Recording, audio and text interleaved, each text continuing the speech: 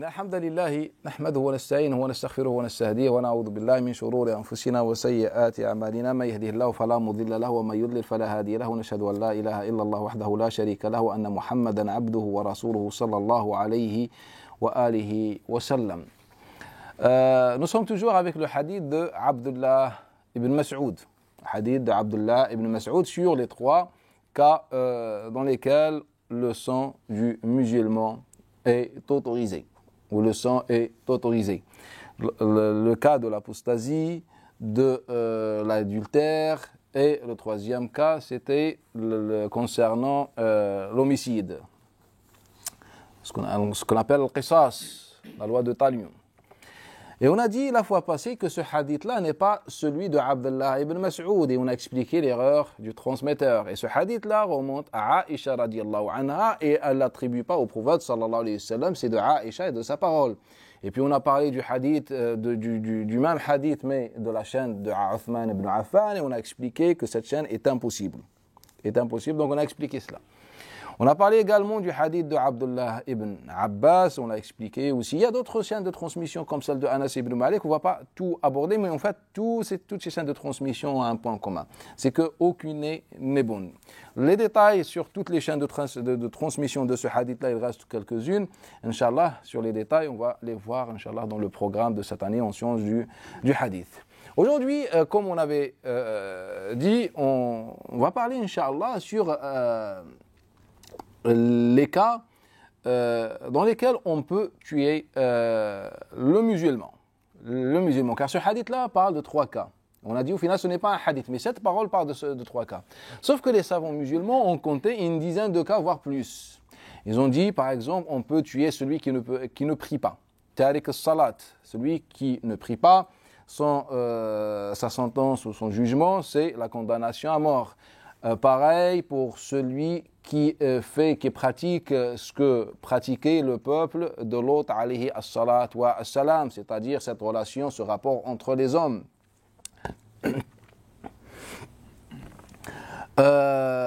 Parmi ces cas aussi, l'égarement ou l'innovation. Donc un avis aussi majoritaire ou bien un avis existant qui autorise de tuer les égarés, ceux avec qui on n'est pas d'accord. La sorcellerie aussi, ou le sorcier aussi est condamné à mort en islam, et d'autres cas. Mais quand on prend ce hadith-là et on le compare avec ses avis, ou ses exceptions, ce hadith-là, chez les savants, est authentique. Et donc, ce qui va être un peu problématique pour les avis. Comment pouvoir utiliser ce hadith qui ne parle que de trois cas, et je pense que si on affirme que ce hadith-là est bien celui de Nabi sallallahu alayhi wa sallam, et bien le prophète sallallahu alayhi wa sallam ne parle qu'avec révélation. La yahil damr illa bi ihda min thalat. Il n'est pas autorisé de verser ou de tuer le musulman que dans trois cas. Donc comment pouvoir comprendre ce hadith-là avec ces exceptions des savants, alors que Nabi sallallahu alayhi wa sallam est clair dans ce hadith-là? Il y a une réponse qui est intéressante et qui vraiment dérange le musulman sincère. Pourquoi on est arrivé à ce niveau? C'est que, prenez un verset qui se trouve dans Surat Al-An'am. قُلْ لَا أَجِدُ فِي مَا أُوحِيَ إِلَيَّ. Allah Ta'ala dit à son messager dans le sens, dit, je ne trouve pas dans ce qu'on m'a révélé, c'est-à-dire dans le Coran al-Karim, d'interdit, sauf deux points, et il nous cite quelques, ou bien l'exception. Quand vous prenez ce verset, donc on comprend ce message divin dont on a parlé souvent. Mais, si on prend par exemple ce que dit l'imam Ibn Arabi parmi les Malikites, Qurtubi même, cette parole a été reprise par Ibn Hajar et d'autres. En fait, je pense que c'est un peu grave. Car on dit quoi? Ou bien cette parole dit quoi? Que le prophète sallallahu alayhi wa sallam ne connaissait pas la religion au début. Ou bien apprenait la religion petit à petit. Et à chaque fois, Allah Ta'ala révèle à son messager un enseignement. Donc, par la suite, il va le transmettre aux musulmans. Donc, lorsque le prophète sallallahu alayhi wa sallam a dit que le sang n'est autorisé que dans ces 3 cas, c'était vraiment la religion à ce moment-là. Et puis cela a été abrogé, ou bien on a rajouté d'autres exceptions. Le prophète n'était pas encore au courant. Sur ce hadith-là, si on suppose, on affirme l'existence de ce hadith-là, on peut accepter cette parole. Il n'y a aucun problème de dire que le prophète peut-être ne savait pas. Et puis Allah Ta'ala lui a enseigné. On est tous d'accord que l'enseignement et l'éducation prophétique est divine, vient d'Allah Ta'ala. C'est qu'au début, le Nabi sallallahu alayhi wa sallam était un homme comme les hommes. Puis il a reçu la révélation. On peut comprendre dans cette logique. Mais quel est le rapport entre ce raisonnement et le verset? Car en fait, ces savants ont dit cette parole sur le verset. C'est qu'au début, le prophète disait, je ne trouve dans le Coran comme interdit que ces choses-là. C'est qu'on pensait qu'il n'y avait que ces choses-là. Et puis, Nabi sallallahu alayhi wa sallam, entre-temps, a appris que, par exemple, manger les bêtes carnivores est interdite, ou bien est interdit. Mais est-ce qu'on est conscient qu'il s'agit d'un verset ou pas? C'est le verset de Surat Al-An'am. Et donc, c'est comme si on est en train de dire, en fait, Allah ne savait pas qu'il y avait plus d'interdits, ou bien qu'il allait avoir plus d'interdits. Et puis avec le temps, Allah Ta'ala a rajouté d'autres exceptions. En fait, on a appliqué ce raisonnement sur le verset. Et car c'est ça, les savants qui ont propagé cette parole, en fait, ils se réfèrent tous à ce verset-là. Ils disent, voilà, il y avait ce verset, et voilà, regardez, ce verset ne parle que de la bête morte, voilà, on a vu ce verset. Et puis, mais on a d'autres choses qui sont interdites, comme manger les carnivores. C'est haram dans l'islam. Mais nous, on a expliqué que c'est le contraire. Il n'y a aucun texte sur cela. On a parlé du hadith sur ce sujet, je crois, que lorsqu'on a parlé du hadith de Nu'man ibn Bashir, si je ne me trompe pas. Bref, en fait, on a dit tout simplement que ce raisonnement, la découverte des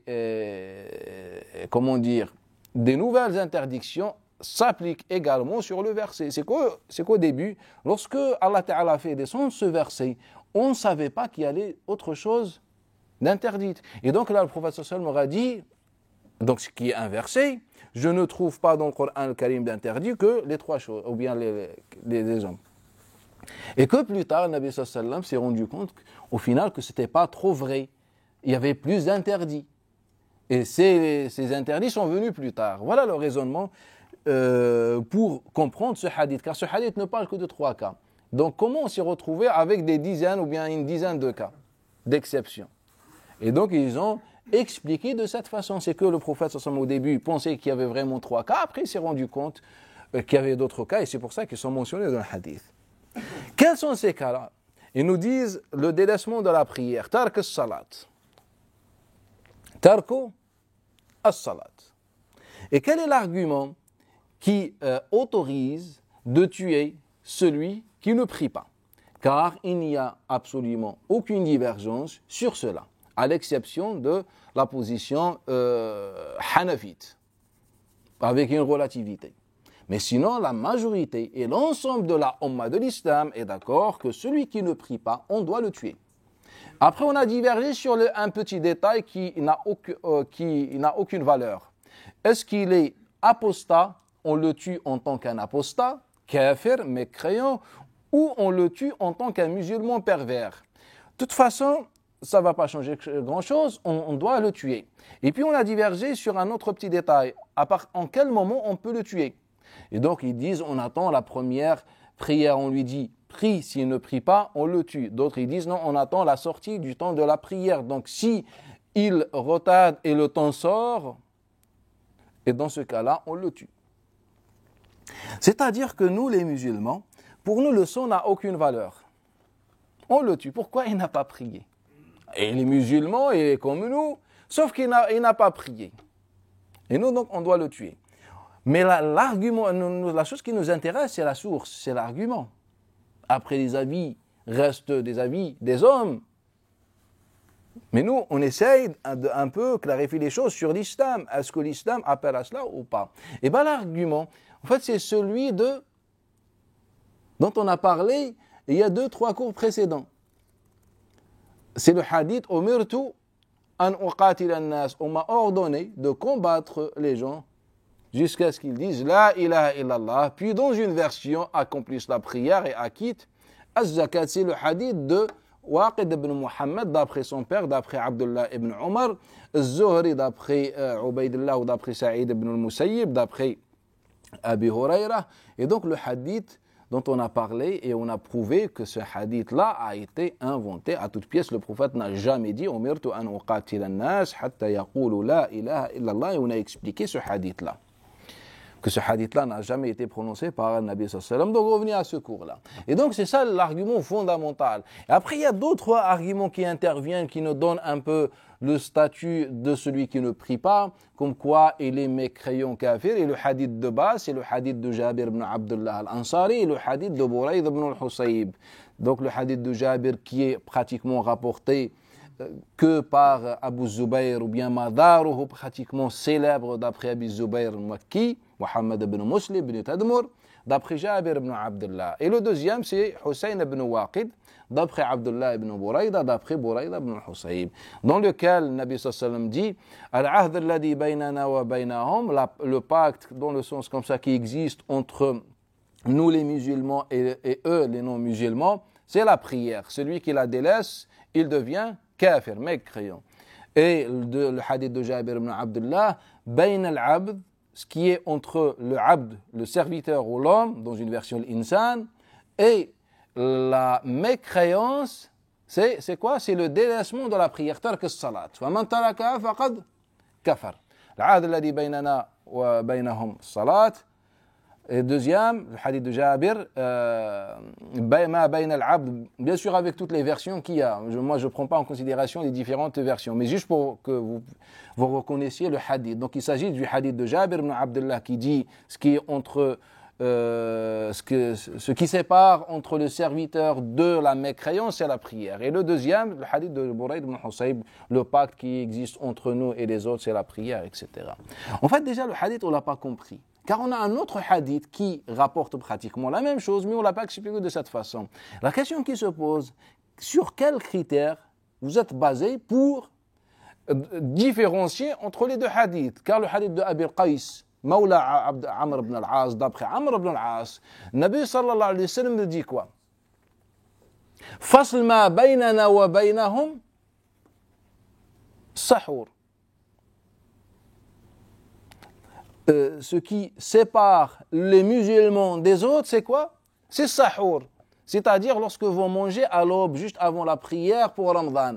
En fait, celui qui dort, le pauvre, comme la majorité, je pense, celui qui dort et ne se réveille pas pour manger avant la prière de Subh, il est tout simplement mécréant selon la compréhension. Mais ce qui est étonnant, c'est que les savants nous ont dit, ce hadith, non, ce n'est pas la mécréance, mais juste pour dire que c'est grave de ne pas manger ça dans le temps de sahur, c'est-à-dire de ne pas manger le suhour. Et pour le hadith, en fait, pour indiquer qu'elle est mécréant. Alors que les deux hadiths ont été inventés à toute pièce. Pour laquelle raison? C'est que le hadith de Jabir ibn Abdullah al-Ansari n'est rapporté que par Abu Zubayr. Certains rajoutent Abu Sufyan. C'est pas grave. La deuxième chose, c'est que le Hammad, lorsqu'il rapporte d'après Amr ibn Dinar, d'après Jabir, comme une parole de Jabir. Comme une parole de Jabir. Donc, la version de Amr ibn Dinar ne dit pas que c'est un hadith de Nabi sallallahu alayhi wa sallam. Nous dit tout simplement, d'après Jabir, mawqoufan. C'est une parole de Jabir ibn Abdullah al-Ansari.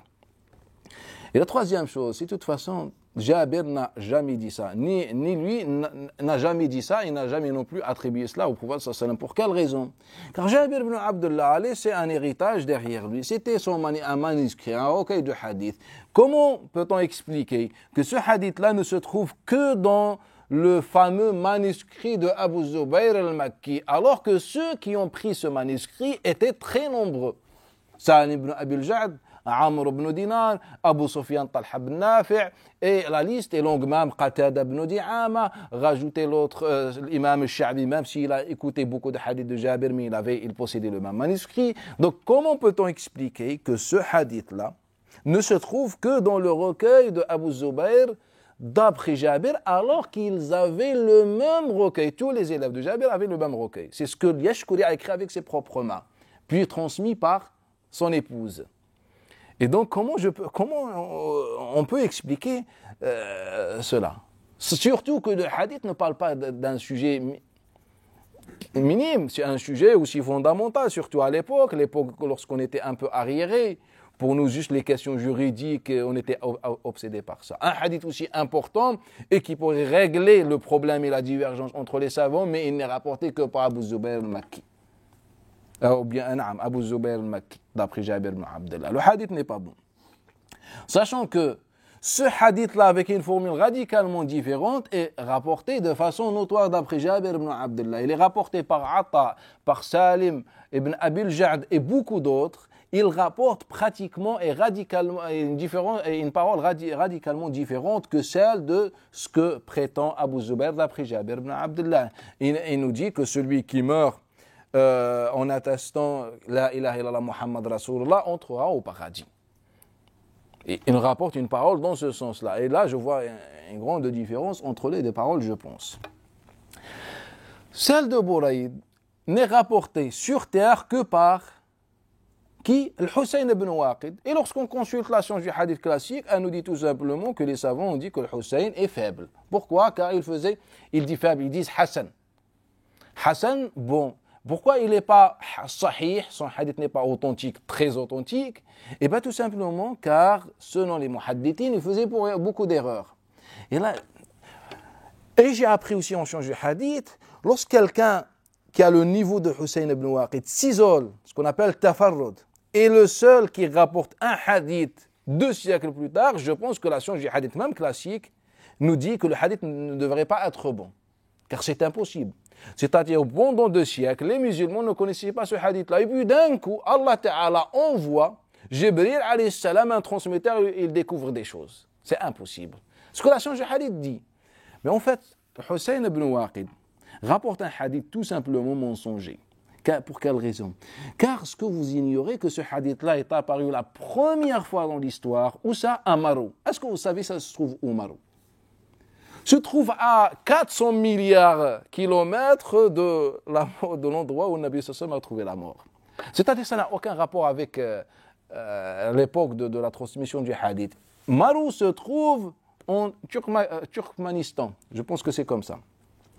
C'est-à-dire, il faut que tu traverses tout l'Irak, l'Iran, et tu rajoutes des milliers de kilomètres ou des centaines de kilomètres pour que tu arrives à cet endroit. Donc, 2 siècles plus tard, le hadith apparaît dans cette région. Pourquoi il n'a pas été rapporté par les Médinois? Pourquoi pas les gens de Mecca, les gens de Cham, les gens de l'Irak? Pourquoi on traverse le monde entier pour qu'on trouve un hadith 2 siècles plus tard? Mais en fait, le premier qui a inventé ce hadith-là, c'est Khalid ibn Ubayd al-Ataki. Khalid ibn Ubayd al-Ataki, c'est le symbole du mensonge dans la région de Marou. Et donc, dans cette région, il vient Khalid al-Ataki, il invente ce hadith-là. Il lui faut une chaîne de transmission propre. Et donc, la meilleure chaîne, c'est la chaîne attribuée à qui? Un transmetteur fiable dans la région. Et qui était Abdullah ibn Bouraïd. Et Abdullah ibn Bouraïd était le juge de Marou à l'époque. Donc il vient Khalid, cette vulgaire personne, attribue cette parole à Abdullah ibn Bouraïda, d'après Bouraïd. Il vient Hussein ibn Waqid. On change du hadith, Inch'Allah, je vais vous expliquer l'histoire de Hussein ibn Waqid, car il est très important ce personnage. Car ce personnage nous a transmis beaucoup de ce qu'on appelle tafsir des compagnons, surtout de Abdullah ibn Abbas, qui se trouve dans nos livres. Et qu'à la lumière de ces paroles, on apprend et on découvre notre Coran. Mais si on arrive à découvrir ce personnage-là, je pense qu'on va mettre de côté, on va un peu nettoyer le patrimoine. Sachant que ces hadiths, à lui, sont bons chez les savants musulmans. Mais non, on ne se pose pas plus de questions que ça. Donc ce hadith-là est apparu au 2e siècle dans la région de Marou, c'est-à-dire dans le nulle part, là où il n'y a personne.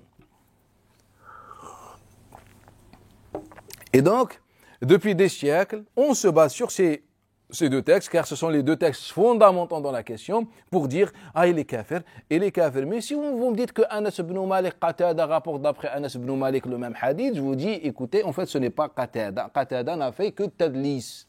Car Yazid al-Riqashi qui a rapporté ce hadith-là mensongèrement d'après Anas, il vient Qatada, il a fait ce qu'on appelle le tadlis et il a enlevé Yazid de la chaîne, il a attribué d'après Anas.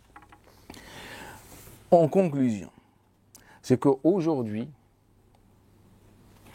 je pense qu'il y a un problème. Et je pense que tous les musulmans constatent le même problème, qu'il y a des choses anormales dans notre patrimoine. Au lieu qu'on reprenne les choses et qu'on réfléchisse pour quelles raisons, juste pour respecter la continuité de ce travail, car ce travail, malgré tout, a été arrosé par le sacrifice, la sueur des savants et des musulmans. Et donc, au lieu qu'on fasse cela, on est en train de fermer les yeux et de rester aveugle, comme ce que Allah reprochait aux mouchriquines à l'époque de Nabi sallallahu alayhi wa sallam. C'est comme si on n'a pas compris le message du Coran al-Karim.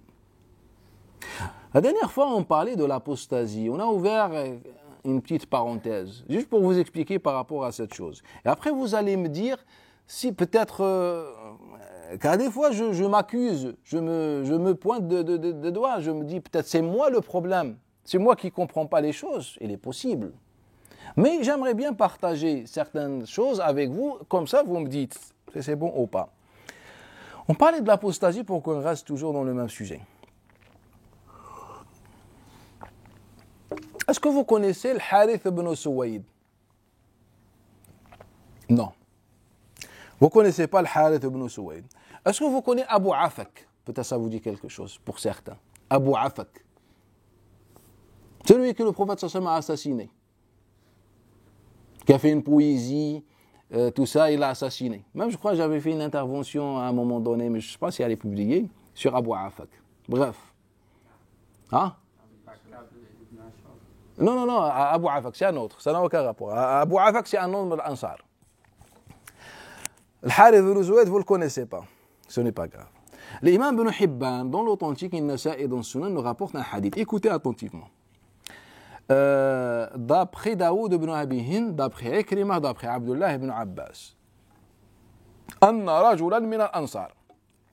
Ce personnage, vous allez le voir aussi dans le programme, que ce soit dans Sira ou sur le hadith, Inch'Allah. Tous les personnages importants qui ont joué un rôle fondamental dans notre patrimoine seront étudiés dans les détails, bi'idhnillahi ta'ala. Et donc, avec cette chaîne de transmission, Abdullah ibn Abbas nous rapporte qu'il y avait un homme dans l'Ansar. Il a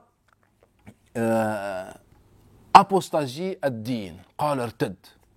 Fa'anzal Allah ta'ala. Donc, Allah ta'ala fait descendre un verset. C'est un verset dans Surat Al-Imran, dans lequel Allah ta'ala dit كيف يهدي الله قوما كفروا بعد إيمانهم.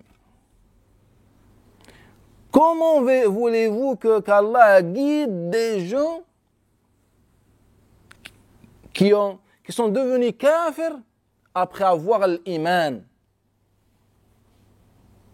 Comment voulez-vous? Est-ce que cette formule, selon vous, indique ou donne la possibilité à quelqu'un de changer? De changer d'avis. Sachant qu'il ne s'agit pas d'un avis, il s'agit d'une parole divine. Alors Allah dit, comment voulez-vous qu'Allah Ta'ala guide? Est-ce que celui qui est accusé ou bien mentionné dans le verset ou voulu par le verset, est-ce qu'il peut être guidé, selon vous? Hein? Il peut? Il n'a même pas dit Allah ne guide pas. Kayfa yahdi. Je crois que c'est le verset 86. Quelque chose. Ouvrez le mushaf avec moi. Et donc, Al-Harith, le verset, c'était sur Al-Harith ibn Suwayd. Et là, vous allez me dire s'il n'y a aucun problème dans notre patrimoine. Ou bien c'est moi qui invente les choses. Et donc, Al-Harith ibn Suwayd était la personne désignée par le verset.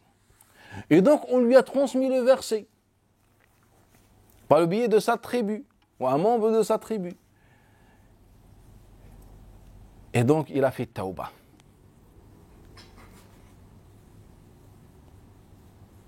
Il a fait tauba. C'est-à-dire a démoli un verset. A détruit tout simplement sur quoi les musulmans se basent pour authentifier leur source. C'est faux. Car quel est le miracle? Donnez-moi un miracle, l'un des miracles du Coran al-Karim. Tabbat yada Abi Lahab. Est-ce que Abu Lahab a embrassé l'islam? Ils nous ont dit quoi? C'est que l'islam nous a dit que Abu Lahab... C'est un défi en fait, c'est un argument. Moi je te dis, toi, tu vas mourir mécréant. Même pour contrer l'islam, tu peux prétendre une conversion, tu peux ou pas? Ah, je dis, bah écoutez, je suis musulman, la ilaha illallah Muhammad Rasulullah, donc le Coran est faux. Mais Allah Ta'ala lui a retiré même cette volonté. Et c'est ce qu'on appelle un miracle. Barakallahu fik. Et pourquoi le Coran al-Karim va changer d'avis dans ce cas-là? Car lorsqu'il a fait tawbah, il est revenu à l'islam, le Nabi sallallahu a reçu plus tard un verset illa alladhina tabu min ba'di dhalika. Sauf ceux qui ont fait tawbah après cela.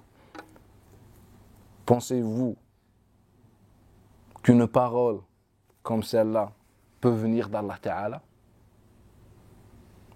Moi, je ne pense pas. Si on affirme l'existence et on authentifie ce texte-là, le Coran n'est pas une parole divine. Et si on a la sérénité et l'apaisement comme quoi le Coran al-Karim est divin, eh bien, on doit balayer cette parole. Mais elle est authentique selon la science du hadith. Elle est authentique. Maintenant, bismillah. On dit quoi? Pourquoi tous les savants se trompent? Eh bien, non, mais il faut que tu choisisses. Est-ce que les savants se trompent ou le Coran se trompe? Et par Allah, on a toujours choisi que le Coran, c'est lui qui se trompe. Mais on ne l'a pas dit directement, on l'a dit indirectement. Oh, astaghfirullah, les savants, tu n'as pas compris. Oh, j'ai compris la parole d'Allah, je ne comprends pas la parole des hommes. Ils parlent quel langage? Et donc, ils ont dit que Al-Harith ibn Suwayd a fait la tawbah.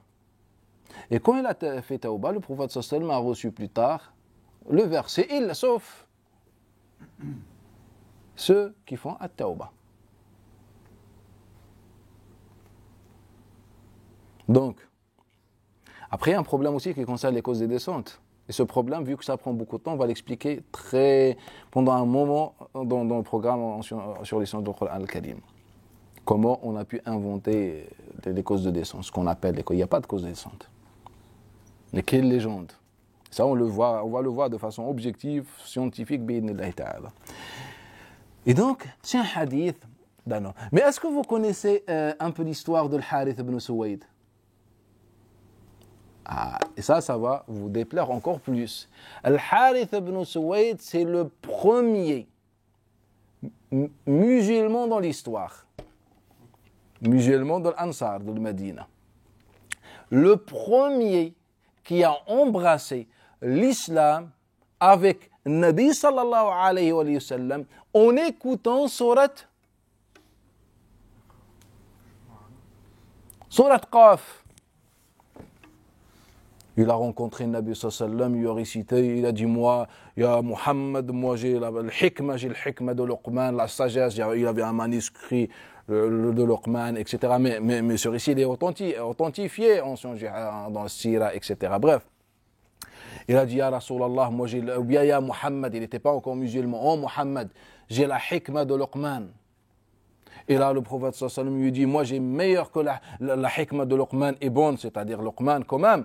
Mais j'ai encore meilleur que cette hikmah, lui dit, laquelle lui dit le Coran al-Karim. Et là, le prophète sallallahu va lui réciter surat Qaf. Et là, il embrasse l'islam, il retourne, il propage le Medina, puis les 6 personnes viennent, etc. Il aqab al-oula thaniya, etc.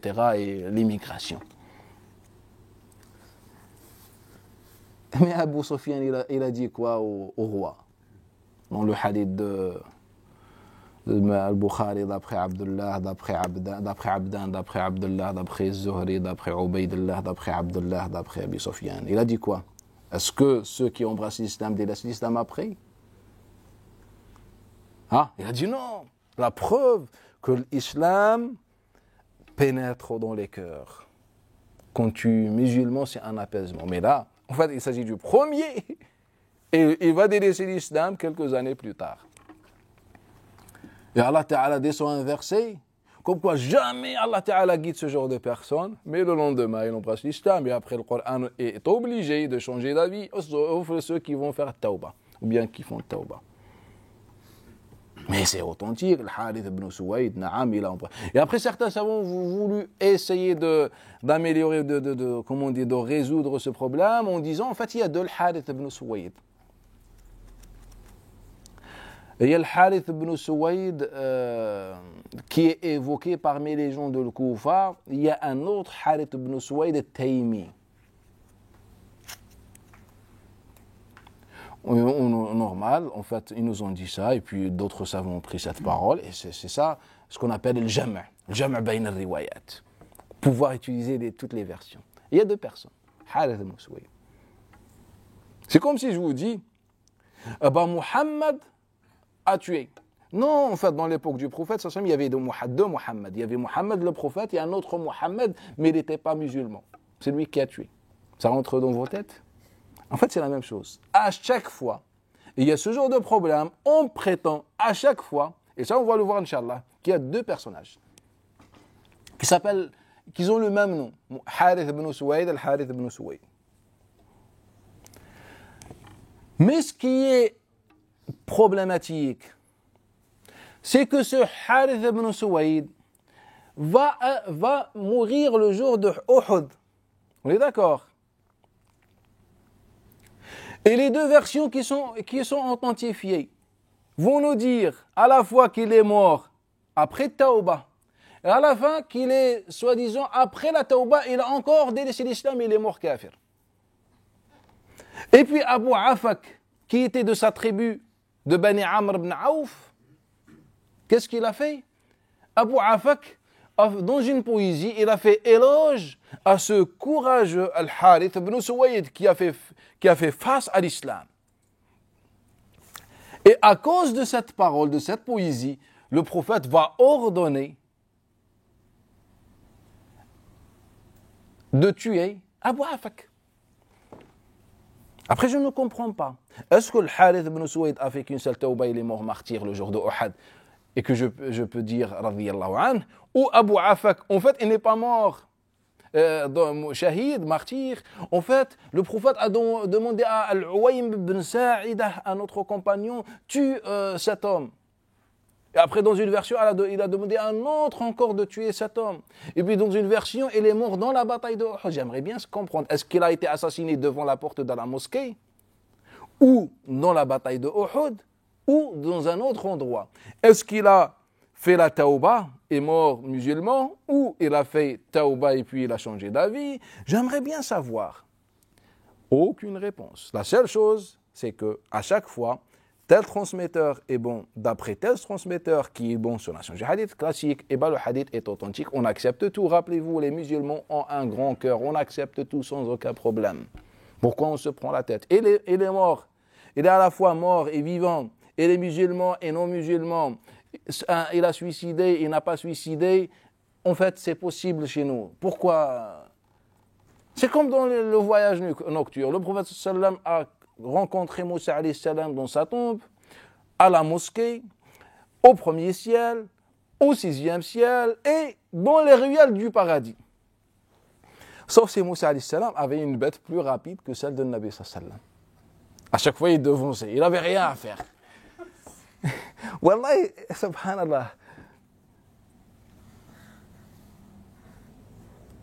Même dans les films, on ne peut pas faire un film comme ça. Personne n'achètera un billet pour aller au cinéma. On ne peut pas, subhanallah, c'est un mensonge. Est-ce qu'on cherche notre religion pour améliorer notre relation avec Allah, pour vivre en sérénité, ou bien on vit que dans les contradictions? À chaque fois, on laisse les autres réfléchir à notre place. Eh bien, c'est comme ça. Eh bien, c'est comme ça, c'est comme ça. Il est au 7e ciel, pourquoi? Car il a eu la première mort, et puis car il a été, car il a parlé avec Allah Ta'ala. Il est au 6e ciel, car Nabi sallallahu alayhi wa sallam vient de Ibrahim alayhi salam, bien sa tribu Ibrahim alayhi salam. Donc il est à la fois au 6e, au 7e ciel, et pour chaque version, il y a une réponse. En fait, et c'est même pas contradictoire pour nous, aucun problème. Il peut être dans deux endroits différents en même temps. Chez les musulmans, aucun problème. Et il est au paradis, il est dans sa tombe et il est dans la mosquée. En train de prier derrière le Nabi sallallahu alayhi wa sallam.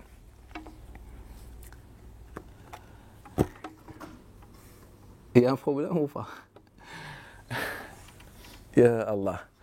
Et donc, Al-Harith ibn Suwayd, donc c'est un hadith. Mais quand même, le hadith de Al-Harith ibn Suwayd, quand même, il nous dit que le Nabi sallallahu alayhi wa sallam ne l'a pas tué.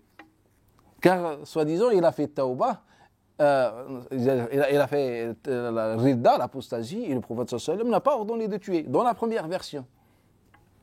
Donc on peut utiliser ce hadith-là dans deux sens. On tue et on ne tue pas.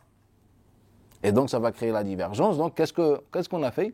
Eh bien les Hanafites ont choisi cette version, et les autres ont choisi d'autres versions. Ça nous a donné deux écoles, ou deux avis. En se basant sur la même chose. Deux avis en se basant sur la même chose. Pourquoi?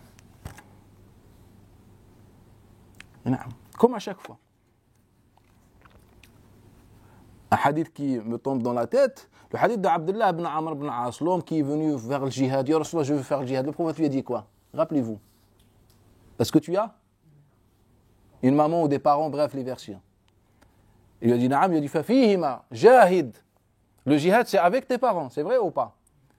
Mais il y a un autre hadith qui dit que un homme est venu voir, il lui a dit moi voilà, j'ai mes parents, et là le prophète sallallahu alayhi wa sallam lui a dit reste avec tes parents.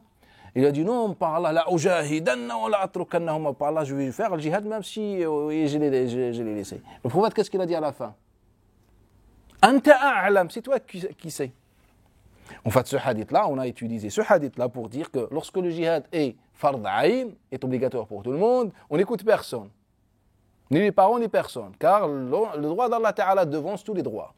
Et là, le premier hadith, on l'a utilisé pour dire que quand le djihad n'est pas obligatoire pour tout le monde, dans ce cas-là, le droit des parents devance ce djihad-là, car il y a d'autres gens qui vont remplir cette tâche. On est d'accord?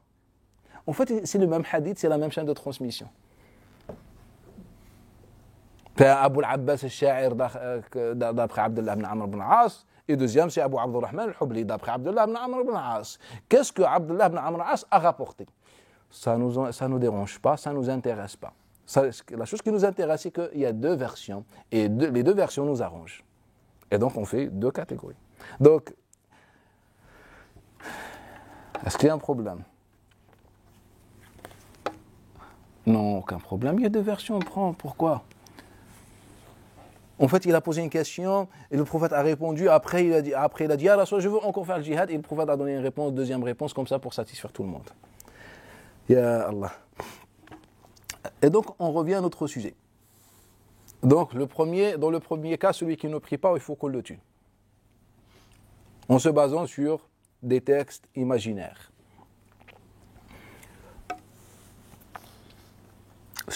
On a dit le deuxième cas, la sorcellerie. Celui qui fait le sorcier, quel est son statut? On sait que la sorcellerie c'est haram, ça se définit pas par rapport à l'acte, à la sorcellerie même. Donc il y a plusieurs catégories, bref, on ne rentre pas dans le détail. Mais quelle est la sentence du sorcier? Sans divergence, à l'exception de ce que certains disent, ou bien l'avis pratiquement majoritaire, et je pense qu'aujourd'hui c'est un consensus depuis des siècles, c'est que le sorcier on doit le tuer. Barakallahu fik. Quel est l'argument? Coran, il n'y a aucun texte. Le hadith, aucun hadith. Parole des compagnons, si, il y a une parole dans le Bukhari. D'après qui? D'après Amr ibn Dinar, d'après Bajala, que Omar ibn Khattab a dit Uqtulu kulla sahir. Omar ibn Khattab a écrit une lettre à ses responsables, aux préfets, les responsables musulmans, tuer tous les sorciers. En fait, on vit dans un temps décalé, en parallèle peut-être. C'est que le vrai monde est là-bas et les musulmans, c'est vraiment dans nulle part, en parallèle. Wallah, c'est ça notre cas. Selon moi, c'est ça. Imaginez, il y a un attentat, où il y a un crash d'avion, où il y a un tremblement de terre, où il y a je ne sais pas quoi. Et nous, on le voit tous. Cela devrait être est notoire et il est de sa nature. Imaginez, il n'y a rien du tout. Et quelqu'un court à la mosquée, un crash d'avion sur le toit de la mosquée. Et nous, on est assis. Il nous dit, il y a un crash sur la mosquée, sur le toit. Et moi, je regarde. Est-ce que tu le connais? Naam, il est thiqa, il est fiable. Ah, donc sortez, courez, il y a un crash sur nos têtes. En fait, c'est ça.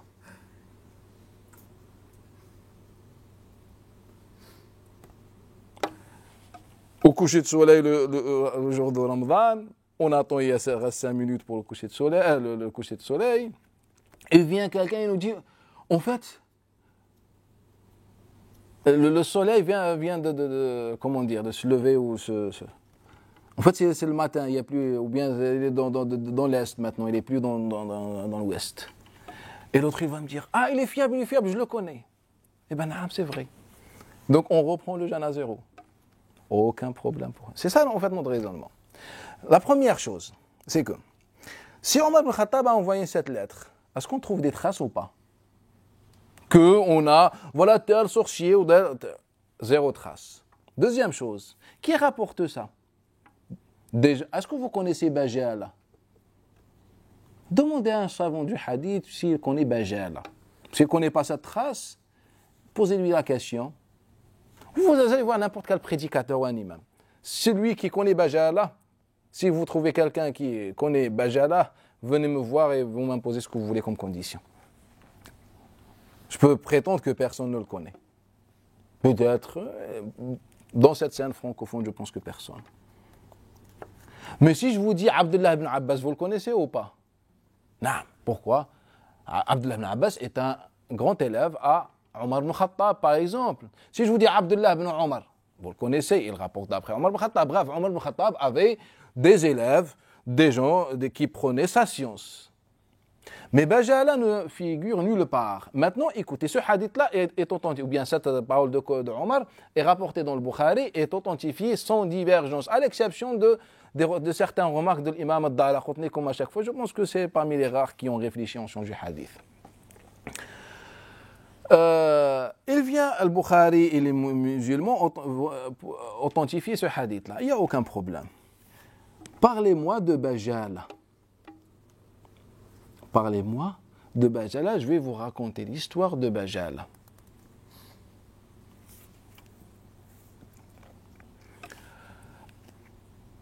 Amr ibn Dinar était assis. Il croise une personne. Je vous donne le récit. Maintenant, écoutez le récit qui est dans les authentiques. Il dit, ô Amr, moi, pas ô Amr, il dit, je m'appelle Bajala. Je m'appelle Bajala de Tamim.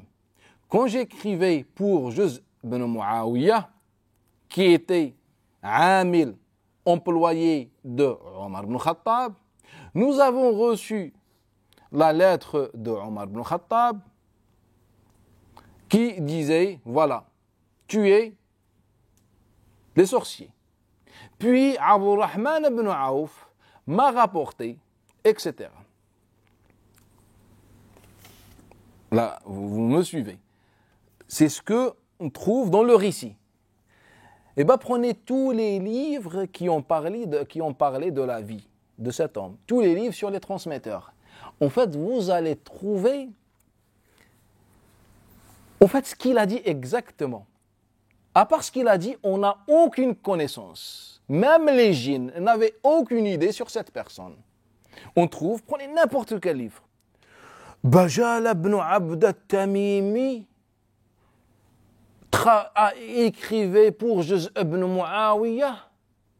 Juz ibn Muawiyah travaillait pour Omar ibn Khattab.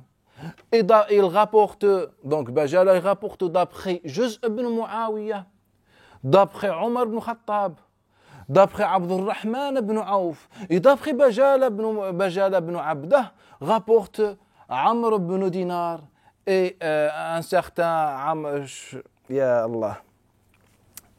un certain Ibn Amr, ça m'échappe son nom, bref.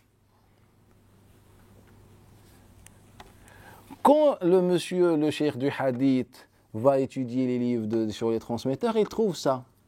Et donc, bien sûr que tel et tel, ils ont dit qu'il est bon. En quel siècle? 3e siècle. Par exemple, Bukhari ou Nasai, ou n'importe. La majorité, dit, à l'exception de certains, ils disent qu'il est inconnu. Mais la majorité, il est dans les authentiques, ils ont dit au 3e siècle qu'il est fiable. Quelle est la différence entre une personne qui vit au 3e siècle et une personne qui vit au 14e siècle, sachant que les deux ont les mêmes informations, ont le même récit en fait. En fait, Amr ibn Dinar il croise quelqu'un, il dit voilà, moi je m'appelle Bajala. Déjà, c'est un mensonge. Par Allah, il n'a jamais existé cette personne. Si c'était je ne sais pas qui ou je ne sais pas un shaitan qui a pris l'image d'un homme, bref, ça me intéresse. Mais il n'y a pas quelque chose ou une créature ou un fils d'Adam qui s'appelle Bajala. Pour quelle raison? Car même quand on prend la généalogie, là on est sorti de la science du hadith, car le problème des savants du hadith ou bien dans le patrimoine, là on parle que de le hadith par exemple, c'est qu'on voit juste le transmetteur hadith dans la version, je ne sais pas. En fait, il faut prendre le tout en considération. Que ce soit ce qu'on a dit dans les sciences du Coran, dans la grammaire, dans l'histoire, la politique, tout ça. Bref, lorsqu'on consulte la généalogie, en fait, on a tout simplement, ou bien la généalogie, Al-Ansab nous dit tout simplement que Tamim n'ont pas une famille qui s'attribue à Bajala. Il n'y a pas une famille qui s'attribue à un certain Bajala. Donc quand vous prenez toute la généalogie, aucune personne n'a pu identifier ou détecter une famille qui s'appelle Bajala. En fait, nous, on est devenus comme les chiites. Les chiites au 4e siècle se sont retrouvés avec zéro patrimoine. Ils ont dit quoi? Ali ibn al-Hussein ibn Muhammad ibn al-Hussein ibn Ali ibn... Tout ça, d'après Ali ibn al-Hussein, on trouve que le Hussein et Ali, le Hassan, on trouve que ça. D'après le Hassan ibn Ali ibn al-Hussein ibn Ali ibn al-Hussein, et on ne s'arrête jamais. D'après un tel, que Muhammad al-Baqir Abu Abdullah alayhi salam a dit.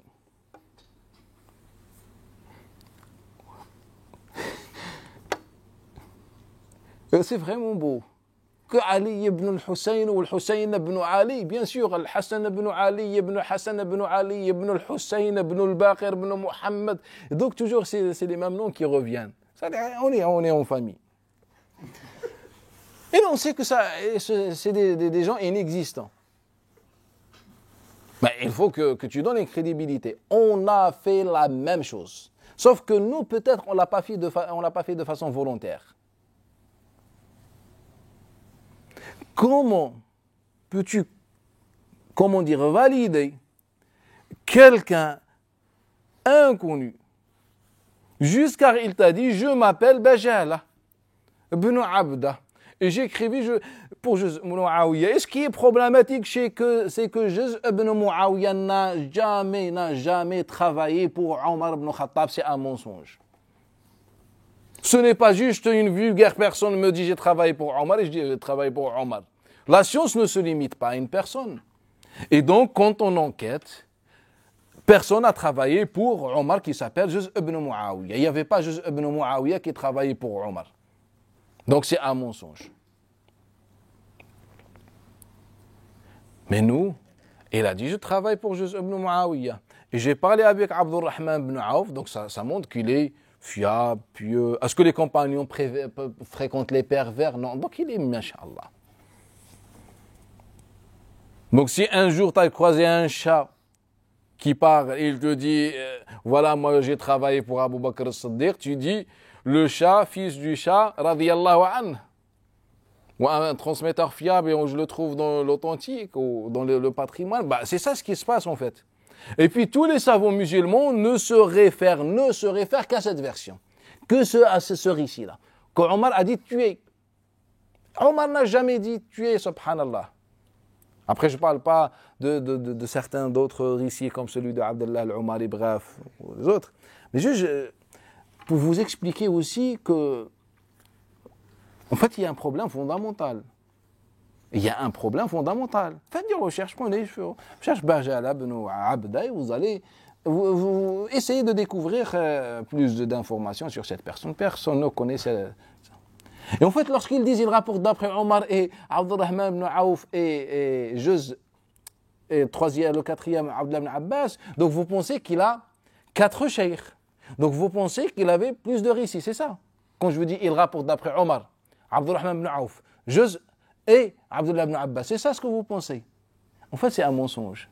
En fait, tout simplement, la même chaîne de transmission. Parfois, il nous dit, Amr ibn Dinar, d'après ce Bajala, il nous dit parfois, Abdurrahman ibn Aouf m'a dit, dans le même hadith, parfois il nous dit, j'ai lu la lettre de Omar, dans laquelle était écrit tuer les sorciers, et donc c'est pour ça qu'on dit, il rapporte d'après Omar. Et puis les savants du hadith, ce qui fait mal au cœur, subhanallah, c'est qu'on s'est basé sur cette parole pour mettre en place un fondement au sein de la science du hadith. C'est quoi? Al-ijaza. Al-ijaza par correspondance, par murasala. C'est que moi je t'écris un hadith. Dès que tu le reçois, tu peux dire moi, je t'ai rapporté, tu peux dire haddathana ou akhbarana. Pourquoi? La preuve, c'est que Bajala radiyallahu anhu, qui n'existe même pas, rapporte directement d'après Omar ibn Khattab. Alors qu'on sait, et il a dit qu'il n'avait que la lettre de Omar ibn Khattab. Donc on change du hadith, on a pris ça et on a dit voilà un fondement maintenant. Donc on voit, Inch'Allah, déjà on change du hadith, on va étudier ce fondement, on apprend. Et puis nous, on voit qu'autour de nous, des chouyours, des spécialistes, soi-disant du hadith, et ben ils sont sérieux, en fait, ils disent, oh, ijaza par correspondance, etc. Alors que c'est basé sur rien du tout. On n'était jamais exigeants, nous, les musulmans. On est tombé dans l'erreur sur laquelle Allah Ta'ala a beaucoup insisté dans le Coran al-Karim. On est devenu naïf. On réfléchissait jamais. Et donc c'est ça. À cause de cela, on est tombé dans l'erreur des autres. Pourquoi les autres ont été égarés? Ou se sont égarés, plutôt. Eh bien, tout simplement, ils ne réfléchissaient pas. Ils laissaient les autres réfléchir à leur place. Et nous, c'est encore pire. Car, par exemple, certains ont un pape. Au moins, il y a moins de division. Les autres, ils ont Ayatollah. Il y a moins de division. C'est négatif, mais au moins, il y a moins de division. On a une seule référence. Et nous, on a quoi?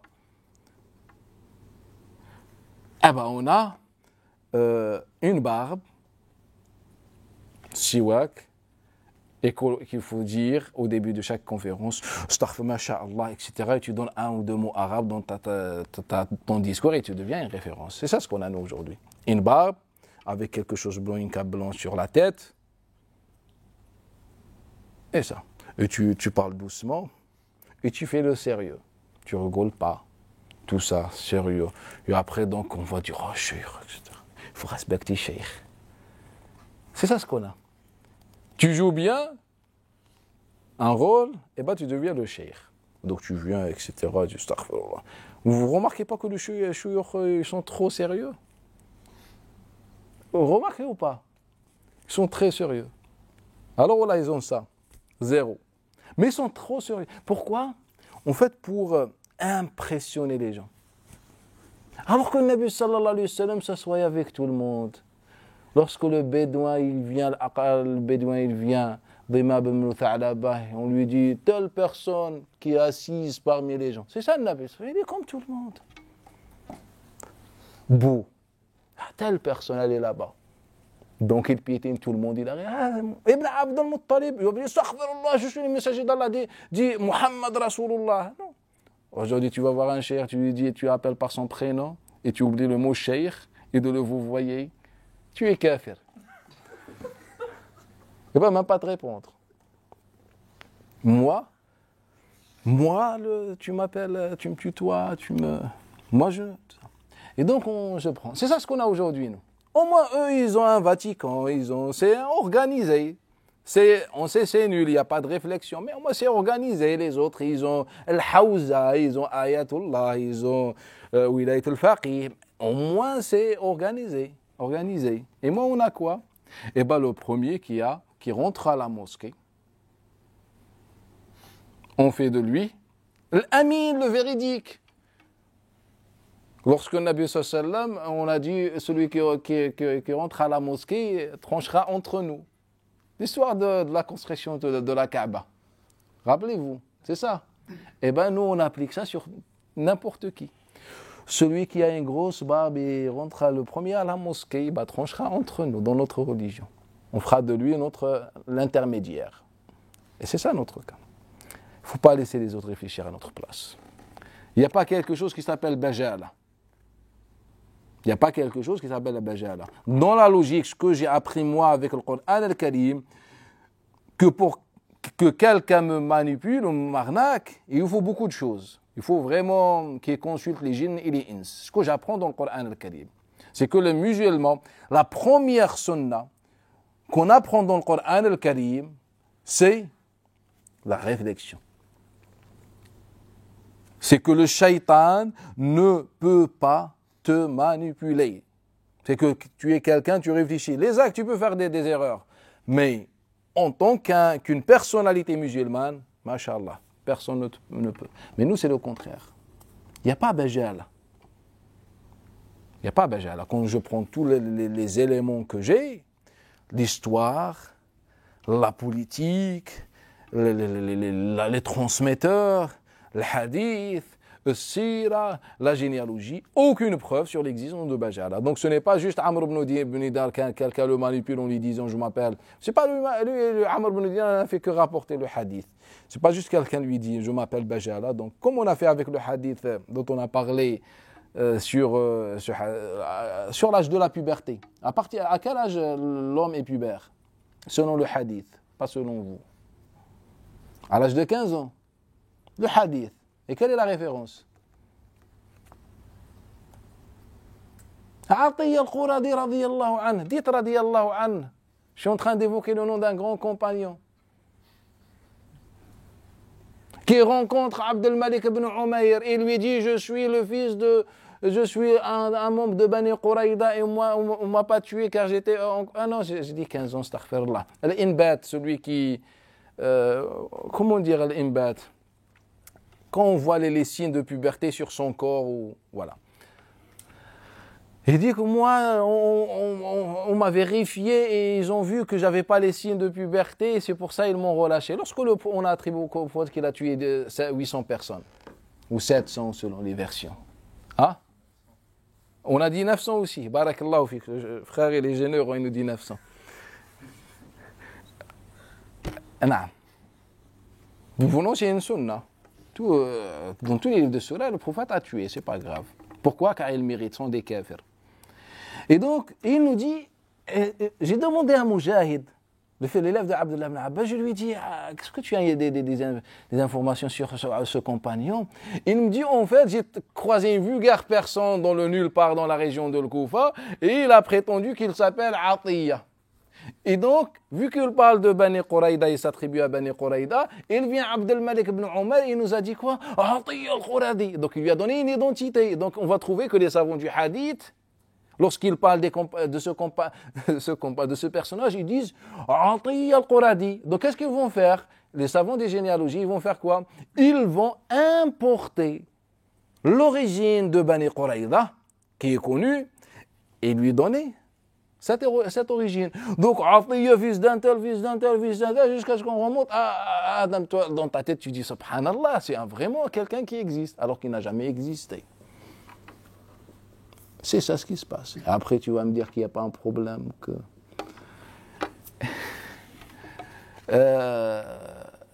par rapport à Bajala. Donc, à part cela, on n'a aucun récit. Après, on a... tu es l'innovateur. Et donc, on a deux avis. On a l'avis de l'imam Ahmed ibn Hanbal, que tu es... En fait, l'imam Ahmed a deux riwayas, deux versions. La première qui dit qu'il faut tuer l'innovateur, et selon Ibn Taymiyyah et d'autres, c'est l'avis prépondérant.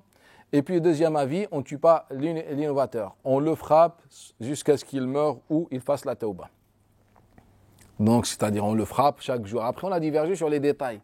On le frappe combien de fois, combien de coups de fouet par jour. Il y a des divergences. Ou bien des coups de pied, ou bien des coups de tête, ou je ne sais pas, bref. On diverge. En fait, Allah crée, nous on tue. Ça vous pose problème. Nous, les musulmans, on a un grand cœur. Fais ce que tu veux, tout est halal. Quand ça nous arrange, mais tout est haram. Sinon. Et donc, on a divergé. On a deux avis. L'avis majoritaire, on ne le tue pas. L'avis majoritaire, on ne tue pas. On le frappe. On le met en prison et on le frappe. Soit il meurt, soit il fait la tauba. À chaque jour, on le frappe jusqu'à ce qu'il meure et il fasse la tauba. Deuxième avis, on le tue directement. Donc, premier avis soutenu par Ibn Hajar al-Asqalani, etc. Et deuxième avis, c'est connu plus par Ibn Taymiyyah et d'autres.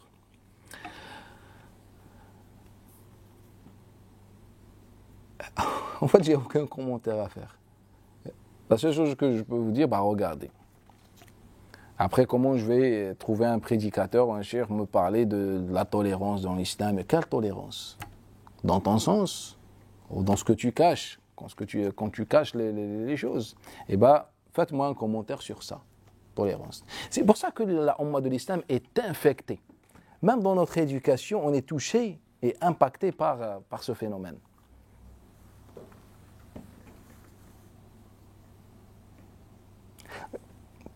Pour pas aller plus loin, tout à l'heure à la prière de l'Maghrib, quand je dirige la prière, on fait l'iqama, je remarque que lorsque le frère faisait l'iqama, quelqu'un il était encore assis. Moi j'ai compris pourquoi il était assis, car il attendait qad qamatis salat. Il attendait quoi? Qad qamatis salat, ce passage. Et donc moi j'ai compris.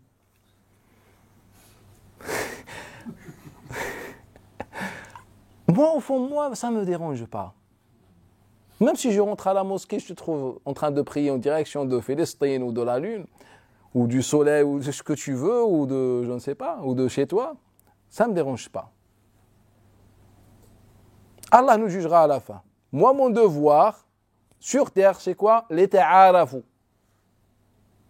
C'est pour qu'on puisse vivre en harmonie, etc. Allah Ta'ala nous dit. Il nous l'a dit. Si ton Seigneur avait voulu, il aurait guidé tout le monde. Allah Ta'ala n'a pas voulu guider tout le monde. Pourquoi moi je veux faire le travail d'Allah Ta'ala qu'Allah Ta'ala n'a pas voulu le faire? C'est sunna sur terre. Donc moi ça ne me dérange pas. Bref. Mais je vous regarde et j'ai vu que tout le monde le regardait méchamment. Il manquait que de maudire cette personne. On le regardait comme ça. C'est quelque chose de rien du tout.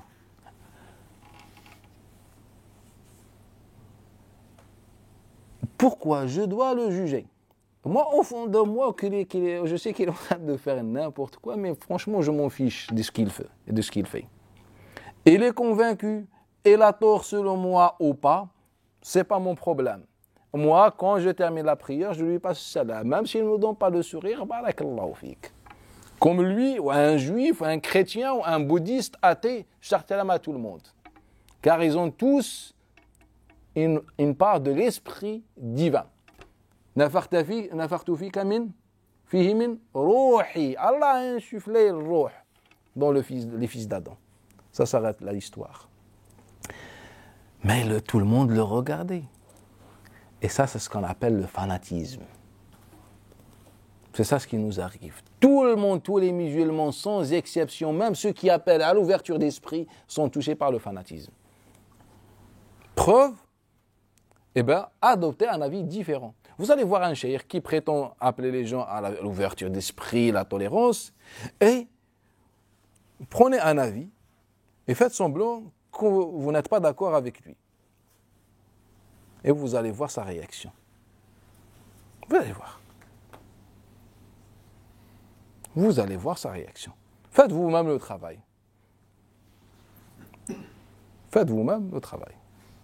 Beaucoup de personnes venaient me dire tel cheikh prédicateur, par exemple, je me parle de ça, je ne parle pas de mon expérience ailleurs, tel prédicateur est ouvert, etc. En fait, je leur ai dit à chaque fois, je leur disais à chaque fois, il est connu, c'est quoi il est connu par quel avis de particulier, tout ça, et je dis, fais semblant que tu n'es pas d'accord avec lui, on va le voir. Jusqu'à maintenant, je n'ai pas eu de retour positif. Tout, à chaque fois, je dis, il commence à crier, mais ce n'est pas comme ça, c'est de l'égal, tout ça. Quelle ouverture! Tu n'arrives pas à assumer une conversation avec ce que tu appelles un élève ou un simple musulman ordinaire, tout ça, et tu veux guider la Ummah. Guide toi-même d'abord. Va faire la tauba, c'est ça l'islam.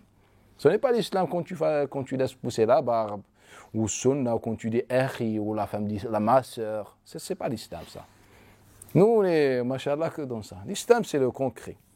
L'islam, c'est quand tu fais comme le Nabi sallam. Tu t'assois avec apaisement. Et tout ce qu'il peut dire ton ennemi ne fait que te réjouir et te donner cet apaisement. Ah, machallah. Et quand il termine avec amour, tu lui récites le Coran al-Karim. S'il n'est pas convaincu, tu lui dis Inna li rahiman, inna lakum indi rahiman sa'abluha bi balaha. Entre nous un lien, voisinage, de parenté, bref, un lien que je vais respecter. Donc tu resteras mon frère. فإني بريء مما منكم. Allah Ta'ala, il n'a pas dit, je désavoue vos propres personnes, vos actes. Et donc, si tu bois de l'alcool, eh ben tu es toujours mon frère, je t'aime en Allah Ta'ala, sauf que je ne bois pas. Tu fais shirk, tu ne crois pas en Allah, ce n'est pas grave, tu es mon frère, je t'aime, sauf que je ne suis pas d'accord avec ce que tu fais. Eh ben c'est ça. Tu portes mal le hijab, enfin, je t'aime, t'es comme tout le monde, sauf que je ne suis pas d'accord sur ça. J'aimerais bien que tu fasses ça. Ça s'arrête là. Et bien c'est ça l'éthique de l'islam, c'est ça sunna, c'est ça din. Allah Ta'ala a dit quoi à son prophète sallallahu Inna ou iyyakum la'ala hudan aw fi dhalalim mubin. Allah Ta'ala il dit, dis-leur que moi ou vous, nous sommes dans la guidée ou dans un égarement manifeste, dans le sens du verset. Allah ordonne à son messager de dire ça à qui? À ceux qui ont l'égarement selon le Coran al-Karim, qui sont égarés. Soit vous, soit nous, on est dans la guidée ou dans un égarement. Regardez, wallah, c'est ça le discours. Regardez juste aujourd'hui les trucs qui se passent, les élections, ou je ne sais pas quoi. Regardez comment la conversation, le débat est nul. C'est eux qui vont guider le bled ici, la France. On est pire qu'eux. Eux, ils sont pire, le pire des pires, mais nous, on est encore pire. C'est nul, on attaque les personnes, on ne sait pas parler, dans les futilités, etc. Et les gens dépensent de l'argent avec les affiches, masha'Allah. L'autre dit François Fillon, l'autre je ne sais pas quoi. C'est vraiment nul, l'homme d'aujourd'hui. Que des futilités. Et on ne remarque pas que chaque fois, on fait le discours qui arrange le public qui est face à nous. Et le lendemain, on va le changer, sur le lendemain, comme ça. En fait, c'est l'homme, il est comme ça. Et nous, malheureusement, l'islam est censé nous faire sortir de ces ténèbres-là, mais on est pire. Et donc, c'est ça. Et donc, en islam, selon les savants, l'innovateur, on doit le tuer. Celui qui fait une innovation majeure, tout ça, on le tue. Certains rajoutent conditions et qu'ils appellent à l'innovation. En fait, c'est toi qui définis les choses. C'est toi qui définis les choses. En fait, ce n'est plus maintenant Allah. Qu'est-ce que l'innovation? C'est toi qui définis, qui détermine. Et à partir de quel moment il appelle, c'est toi qui détermine. C'est-à-dire que tu tues au nom de toi, de ta propre personne. Et après, tu embellis ça. Ah, c'est Allah Ta'ala, al-haq, tout ça, sunna, ou sad'a bil-haq, masha'Allah, al-haq. Ça s'appelle le barqour, ça s'appelle al-haq.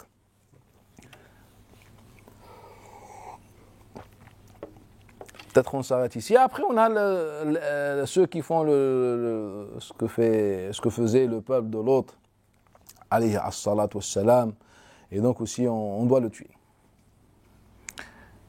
On n'a pas de verset, mais on a un hadith. C'est le hadith de... En fait, ce qui est étrange dans ce hadith-là, c'est que la même chaîne de transmission nous donne deux paroles contradictoires. Et c'est la même chaîne de transmission jusqu'à la fin du IIe siècle. Abdul Aziz ibn Muhammad al-Drawardi, qui va nous rapporter ce hadith-là, d'après, comment il s'appelle, Amr ibn Abi Amr, d'après Ikrima, d'après Abdullah ibn Abbas. Sachant que chez les savants du hadith, Amr ibn Amr, son hadith d'après Ikrima est faux. Munkar chez les savants du hadith, ils disent qu'il est faux. Mais je ne vais pas entrer dans le détail. Ce hadith a été authentifié quand même par beaucoup de monde. C'est pour ça qu'il est appliqué.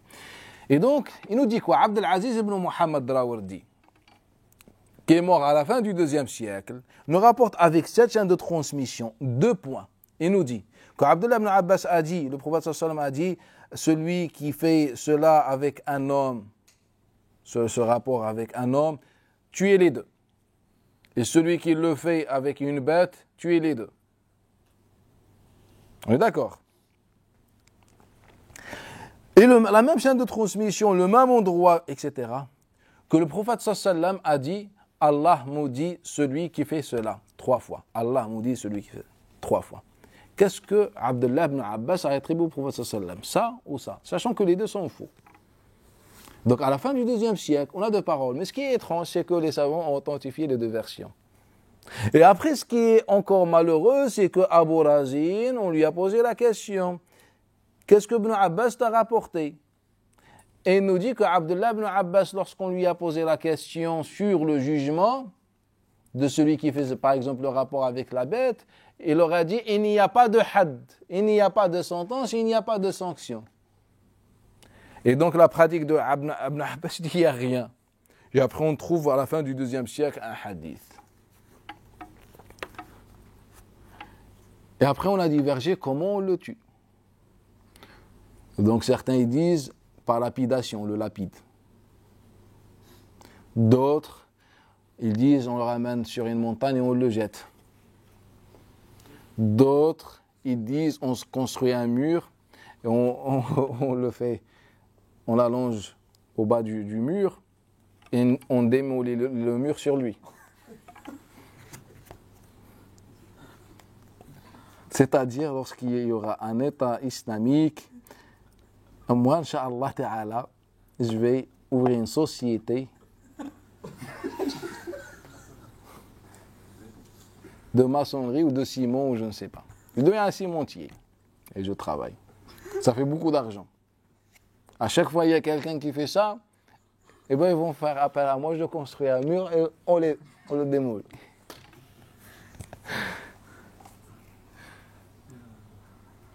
Et vous me dites qu'il n'y a pas un problème. Comment voulez-vous qu'on vive en sérénité, en apaisement?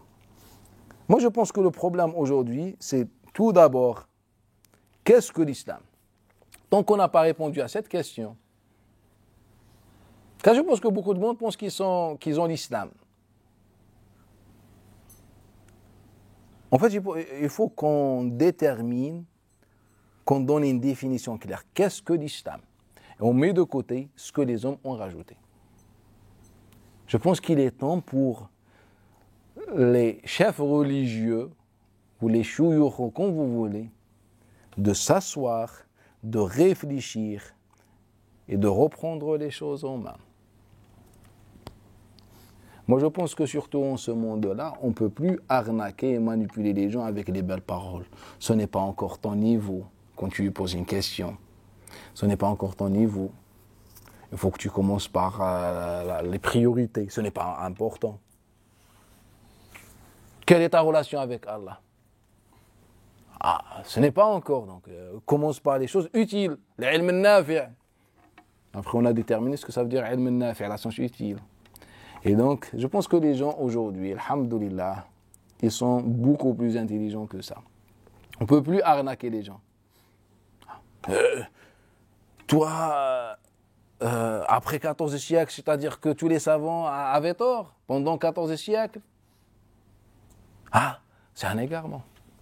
Après, j'ai oublié, astaghfirullah. Parmi les cas où la condamnation à mort est autorisée, c'est lorsqu'on sort de l'ijma'. Non. Lorsqu'on sort de l'ijma', ça c'est chez les malikites, c'est pas chez tout le monde. Lorsqu'on sort de l'ijma', eh ben, en islam, on est condamné, l'islam des hommes, on est condamné à mort. C'est-à-dire, lorsqu'il y aura un État islamique, je serai le premier.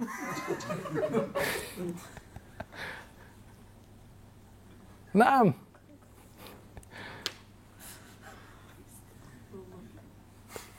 Moi, je vais leur demander juste les 2 rak'at de la mort. Rak'atay al-maut. Comme il a fait Khabbab. Donnez-moi juste, permettez-moi de faire 2 rak'at. Mais ils ne vont pas m'accorder ça. Pourquoi? Car je ne serai pas musulman. Ils disent qu'ils sont invalides. Et la condition de la prière, c'est l'islam.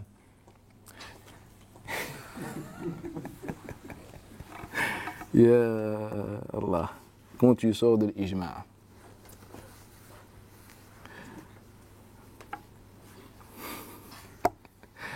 Ya Allah.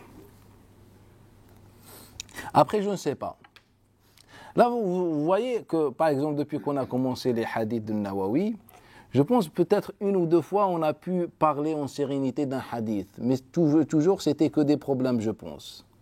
Moi, je vous invite à faire des recherches, interroger le chouyour, poser des questions. Au moins, soyez exigeants et réfléchissez à chaque fois. Faites des recherches. Peut-être là, on est en train d'inventer, ou je ne sais pas. Faites des recherches. Demandez aux chouyour, aux savants, alhamdoulilah, par mail, téléphone, etc. Faites des groupes de recherche. Chacun s'occupe d'un point et vérifie. Je pense moi j'ai constaté un problème depuis bien longtemps. Mais je pense qu'il est temps de dire les choses, peut-être, Inch'Allah, ça crée en nous la volonté de rechercher. De ce qu'Allah Ta'ala a voulu qu'on fasse. Afala ta'qiloun, afala yatafakkaroun. À chaque fois, Allah Ta'ala termine un verset par cet appel à la réflexion. Réfléchissez, laissez pas les gens réfléchir à votre place. Et laissez pas les gens non plus vous manipuler avec soi-disant des réflexions, je ne sais pas. Réfléchissez. C'est ça mon message. Est-ce que vous avez des questions, ou des remarques, ou des interventions? Non.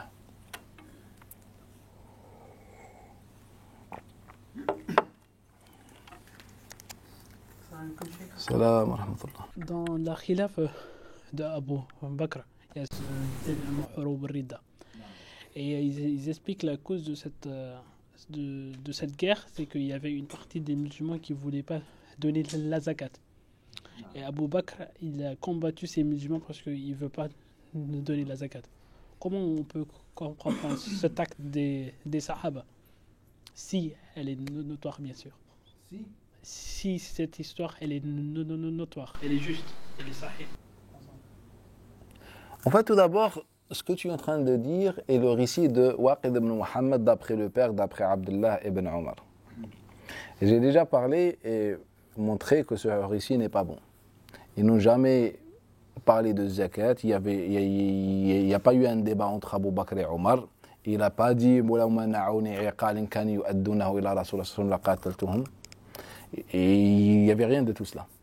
L'histoire de Hurub al-Ridda, la guerre de l'apostasie, tout ça, cette histoire, Inch'Allah, on va le voir en Sahih Hadith, en Sira et l'histoire, car ça prend beaucoup de temps. Il faut comprendre tous les récits, les versions qu'on a sur ça, pour qu'on puisse sortir avec une conclusion. Vous avez dit au début du dars aussi, il y avait 10 catégories dans l'islam où on peut tuer un musulman. Et vous nous avez cité 5.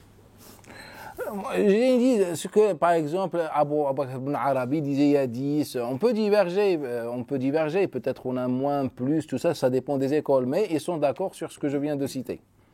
Est-ce que le Coran elle-même, elle a mis des symptômes que si tu trouves ça à une personne, tu peux le tuer? Des symptômes, des, nam, des caractéristiques que le Coran a mis en place. Si le musulman il fait cet acte, faut le tuer. Est-ce qu'il y a ça? La seule chose dans le Coran al-Karim, c'est que lorsque quelqu'un sème le façade, il tue les gens, on doit le tuer. Allah Ta'ala dit walakum fil qisas hayat. Et dans cela, vous avez une vie. C'est-à-dire, pour qu'on puisse préserver la vie, on doit mettre à l'écart ceux qui tuent, ceux qui versent le sang. Et même ça, on le fait injustement, car on dit, lorsqu'un musulman tue un non-musulman, il n'a rien, il paye un peu, il donne 1 € symbolique. Et lorsqu'un non-musulman tue un musulman, on le tue. Vous connaissez ça, ta vie? Il n'y a pas de divergence, à l'exception de Ali ibn Abi Talib, Abdullah ibn Mas'ud et les gens de Koufa. Sinon, ya Allah, là, non, je vous dis quelque chose. Là, voyez comment vous vivez ici. De façon générale, en Europe, etc. Si un jour, les musulmans auront un pouvoir, ils vont massacrer tout le monde, au nom d'Allah. C'est ça ce qui me mal au cœur. Car déjà, je ne vais pas entrer. Inch'Allah, on va voir. Inch'Allah, il y aura peut-être un thème de débat sur la nature de la gouvernance en islam. Je pense que c'est une question importante. Salam alaikum, cher. Barakallahu fik. J'aurais une question, en fait, pour revenir sur le verset de la sourate Al-Imran que vous avez mentionné tout à l'heure, le verset 86. En fait, je voulais avoir là, parce que j'ai pas très bien compris. En fait, vous avez dit Kayfa yahdillah. En fait, dans le sens où vous avez voulu nous le faire comprendre, c'est qu'en gros, Allah subhanahu wa ta'ala, il ne va pas guider ces personnes-là. Ceux qui ne vont pas croire après avoir reçu la guidée. Non, en fait, moi, qu'est-ce que j'ai fait? En fait, je vous ai rapporté le récit tel qu'il a été mentionné. Donc, il a été mentionné comme ça, donc j'ai traduit comme ça. Et je pense que j'ai traduit même comme ça, comme j'ai dit. Je ne sais pas comment c'est traduit. Comment Allah guiderait-il des gens qui n'ont plus la foi après avoir cru et témoigné que le messager est véridique? Non. Et après que l'épreuve leur soit venue? Non. Allah ne guide pas les gens injustes. Non. En fait, ce que je ne comprends pas, c'est qu'après Allah subhanahu wa ta'ala, il dit Ulaika jaza'uhum alayhim la'anatallahi wal malaikati wan nasi ajma'in khalidina fiha la yukhaffafu anhum al'azab. Bref, jusqu'à après illa alladhina tabu. En fait, ce que j'ai pas compris, c'est quand une personne peut être guidée, mais après elle peut refuser cette guidée-là. Il peut renier sa guidée. Ouais. Et en fait, ce que j'ai pas compris, c'est que est-ce que vous avez dit, ou c'est moi qui ai mal compris, que Allah subhanahu wa ta'ala, il guide pas les personnes qui n'auront... Eh non. En fait, je vous explique. Moi, je vous ai... C'est ça le point fondamental, en fait. Moi, je vous ai traduit le verset selon ce que j'ai comme cause de descente. En fait, je vous ai résumé la compréhension des savants, car ils se basent sur la cause de descente. Cette cause, qu'il y avait un homme qui a embrassé l'islam, il a décédé l'islam, ils ont appliqué le verset comme ça, ils l'ont traduit de cette façon. Et donc moi, je vous ai juste exposé, c'est pour ça que je vous ai dit, comment Allah Ta'ala guide, etc. Car les savants ont dit quoi par rapport à la cause de descente? Que Allah ne peut pas guider ceux qui sont comme ça. Et puis il a reçu après. Mais moi je pense que le verset n'a aucun rapport avec ce sens-là. Mais juste, moi je voulais juste vous exposer en fait ce qu'on dit. Moi c'est pour ça que j'avais pas du tout compris en fait le rapport en fait avec le fait que vous... Soit c'est moi j'ai mal compris ou bref, al-muhim. Je voulais revenir sur sur un verset concernant... il est dans Surat Al-Maïda, c'est le verset 33. J'y arrive.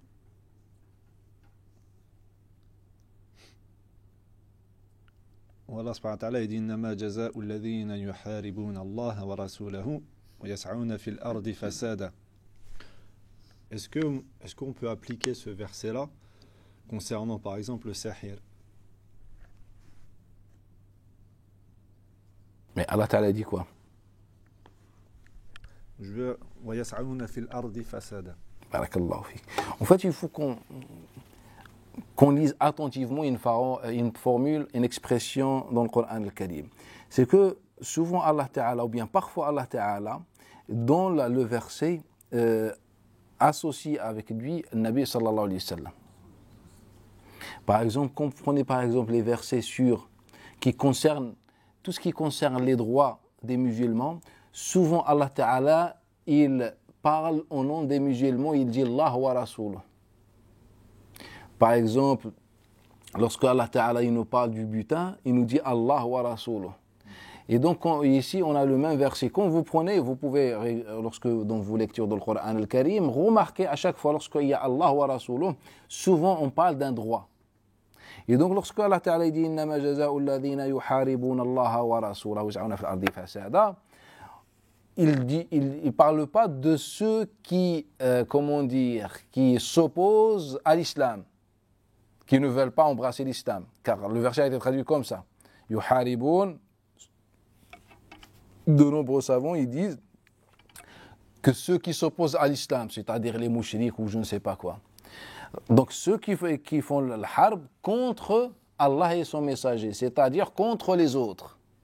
Contre les autres. Et ainsi, ils sont en train de faire al-fasad, car ici, l'ouaw s'appelle l'ouaw al-haliya, c'est-à-dire ceux qui font la guerre contre l'humanité, et ainsi sont en train de faire le désordre ou semer le désordre sur terre al-fasad, et bien dans ce cas-là. Et donc Allah Ta'ala ici, il nous parle d'un désordre universel. Donc ceux qui participent dans ça, et ben c'est eux qui méritent selon le degré de chacun.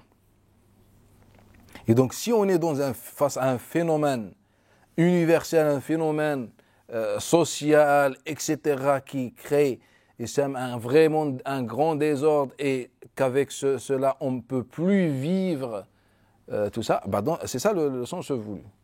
Innama jazaa'u alladhina yuharibuna Allah. Et ainsi ils sont en train de faire. En fait c'est lié, c'est halwa ou al-haliya. C'est-à-dire lorsqu'on fait, en fait c'est bon, on n'a plus la possibilité de vivre. Donc ceux qui font des actes qui mènent à cela, et ben ce sont les gens désignés par le verset. Est-ce que al-riba ça rentre dans le même cadre? Est-ce que al-riba ça rentre dans le même cadre? Est-ce que riba ça rentre? Mais quel est le rapport? Il y a un verset qui ressemble à ceux qui font al-riba, c'est comme s'ils faisaient la guerre contre... Tu parles du verset, je parlais de... Barakallahu fik. Si al-riba se fait de façon individuelle, on n'est pas dans ce verset, car il n'y a pas un facette qui touche selon le sens du verset. Mais sinon, par exemple, on est dans un riba universel, mondialisé, etc. Et bien, c'est ça le facette dont Allah Ta'ala parle. Donc on ne parle jamais de péché individuel là, dans ce cadre-là. Non, Allah Ta'ala, il précise bien qu'il s'agit d'un travail de groupe. Innama jazaa'u alladhina yuharibuna Allah. C'est comme il parle d'une organisation, d'un phénomène, de quelque chose, et qui crée réellement le fasad. Mais lorsqu'on parle d'un acte isolé, ce n'est pas le fasad. Derrière lui, il y a la tauba. Est-ce que le fait est de donner le jam', ça ne veut pas dire aussi non plus qu'on peut parler au singulier? Non, je n'ai pas dit qu'il faut forcément parler du pluriel, car il y a le pluriel. J'ai dit, quand on prend le verset, est-ce que le fasad peut se réaliser si quelqu'un fait un acte individuel et qui ne touche personne d'autre? Ce n'est pas de fasad, ça, dans le sens du verset. J'ai pas compris. Imaginez quelqu'un, il fait un acte, un péché. Entre lui et Allah Ta'ala, personne n'était au courant. Est-ce que c'est ça le fasad sur terre? Non. Ce n'est pas le fasad. Mais si quelqu'un propage, prenez l'exemple de Qawt Lot, où on parlait du peuple de Lot, alayhi salam. À partir de quel moment, prenez les versets dans Surat Al-A'raf, je pense vers les versets 80, quelque chose comme ça. À partir de quel moment Allah Ta'ala a comment dire, a ordonné le châtiment du peuple. Lorsqu'ils ont fait l'acte, ou bien lorsqu'ils ont voulu imposer cela aux autres. Lisez les versets. Et vous allez voir qu'au début, en fait, il n'y avait aucun reproche. La seule chose, Allah Ta'ala a envoyé l'autre, alayhi salam, pour appeler les gens à la religion divine. Et puis eux, ils ont refusé, l'histoire, ça s'arrête là. Mais après, ils vont essayer d'imposer cela à l'autre, alayhi salam, et ceux qui ont suivi l'autre, alayhi salam, ce qu'on appelle le fasad. Et c'est là où Allah Ta'ala a permis le châtiment. Et en fait, c'est dans ce sens-là. Si on est vraiment dans un fasad sur terre, on est dans le sens, dans le verset. Mais un seul individu, il peut propager le fasad. Et certainement, donc si vraiment... Et justement, en fait, moi je parle de le fasad. S'il est fait de façon organisée, collective, ou s'il est fait par un individu, et cet individu vraiment sème le fasad, et vraiment sème un vraiment fasad sur terre, même s'il est seul, on est dans le verset. Et donc le sahir, lui, il peut commettre énormément de dégâts avec ce qu'il... En fait, ça se définit par selon le contexte. Donc si on est par exemple dans un État islamique, en fait, il faut qu'il y ait un conseil de savants qui établisse, savants, je ne parle pas de savants musulmans uniquement, savants de tout ça. Et même mon savant musulman, moi j'ai un problème, il n'y a pas savant en islam. Il n'y a pas alim, ça n'existe pas alim. Alim, celui qui connaît quelque chose, qui maîtrise. Le médecin ou le faqih ou le muhaddith sont tous des savants. Sauf que lui, il est tout ça. En fait, Allah Ta'ala nous demande de respecter le savant, qu'il est médecin ou qu'il est faqih. Il n'y a pas de différence. C'est juste nous, on a fait des chouyours comme des papes ou je ne sais pas, il n'y a pas. Et donc, je parlais de quoi déjà, subhanallah. Hein? Et naam. Un groupe un conseil de savants qui détermine, voilà, qui mettent en pratique ce verset. Donc ils vont déterminer selon leur contexte, etc., les choses qui réalisent vraiment le fasad. Et il veut dire, voilà, après ça revient, c'est un travail, maintenant c'est de l'application. Là on a la vision générale, après comment mettre ça en pratique. Naam. Fika barakallah. On s'arrête ici, Inch'Allah. Subhanak hamdik nashhadu an la ilaha illa anta astaghfiruka wa atubu ilayk wa barakallahu fikum.